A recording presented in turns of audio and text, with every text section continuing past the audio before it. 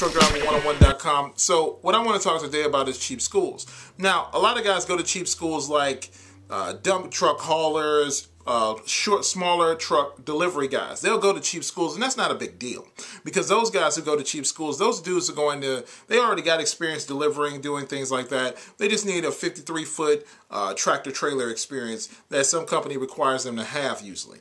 The problem is some of those guys will come to you and say, if you are straight out of the ranks, kind of just out of civilian land into trucking, and you've never driven a truck. Basically, somebody's never driven a truck. If you've never driven a truck, I would suggest you go to the school with the best benefits for you. You need driver placement. If you can afford it, go to a school with an independent school that has driver placement. The thing about that is, typically, most schools like that typically cost a little bit more money. Okay?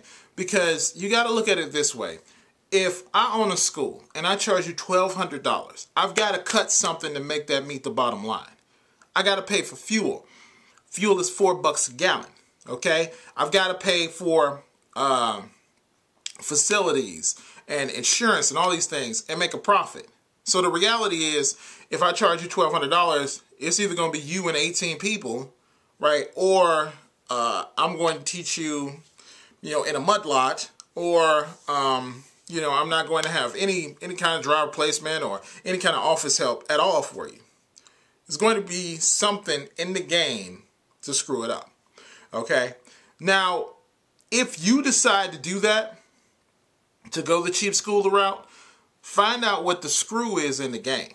You're either not going to have driver placement, you're going to be learning in the mud lot, it's going to be a very short school, right? It's going to be something to make this $1,200. And it's got to be okay with you and your skills. See, that's the other part. What if you don't back up well? My school charged $5,000, but I've seen them work with people well past that $5,000. I remember one guy who could not pass his driver's test. They worked with him until he passed. And this took an additional 2.5 months. I don't know how somebody who pays $1,200 is going to get an additional 2.5 months.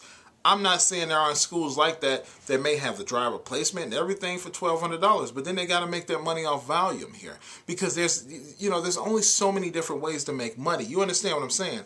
Like, there's just reality. I mean, if you opened a school and let's say you charge $1,200 and you've got 4 people, well, that's $4,000. You're going to spend that much in fuel in a month easily. Okay? Just driving back and forth. All right?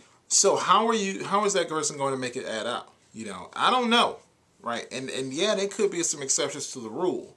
But for the most part, I would bet that most schools with driver placement, most independent schools that are going to give you all the training you need and continue to work with you an additional 2 months if necessary or whatever, those schools are usually going to charge.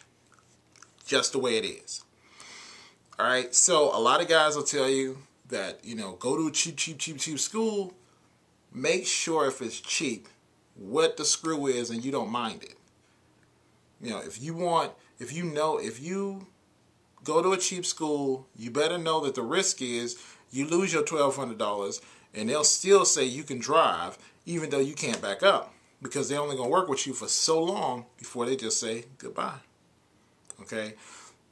Believe me. And I know it's tough for guys to understand this, and I'll say it again, but if you don't go do the things it takes and pay the right money for the school that benefits you, because that's really what should decide whether you go or not.